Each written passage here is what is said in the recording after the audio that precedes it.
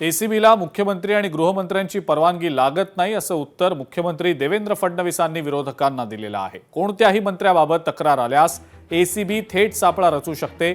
ACB माझ्या कार्यालयातही छापा टाकू शकते असं मुख्यमंत्री म्हणाले। लाचलुचपतीबाबत राज्यामध्ये झिरो टॉलरन्स पॉलिसी असल्याचं मुख्यमंत्र्यांनी स्पष्ट केलं। एसीबीच्या संदर्भात देखील आला आणि मग सांगितलं जातं की महाराष्ट्र त्याच्यात नंबर 1 आहे वगैरे।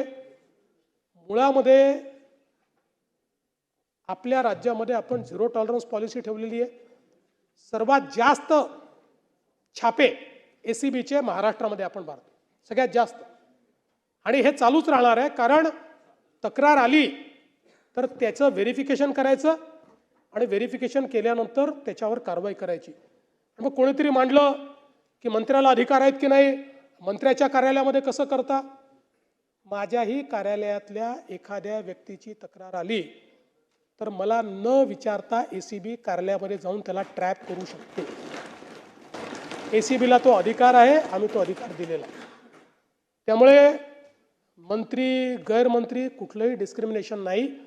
एसीबीची कार्यपद्धती आपल्याला माहिती आहे।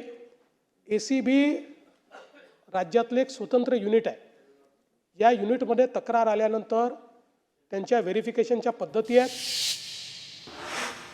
ट्रॅव्हल सीझन पूर्वी हवाई प्रवाशांना मोठा दिलासा आता मिळालेला आहे, कारण 48 तासांच्या आत तिकीट रद्द केल्यास अतिरिक्त शुल्क आता आकारलं जाणार नाहीये। बुकिंग नंतर 24 तासांच्या आत वेबसाईटवर बदल करता येऊ शकणार आहे।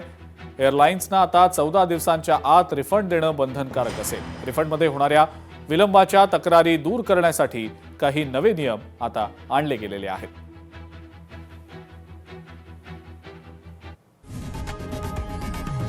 लोकशाही मराठी ऐका, पहा, जागरूक रहा।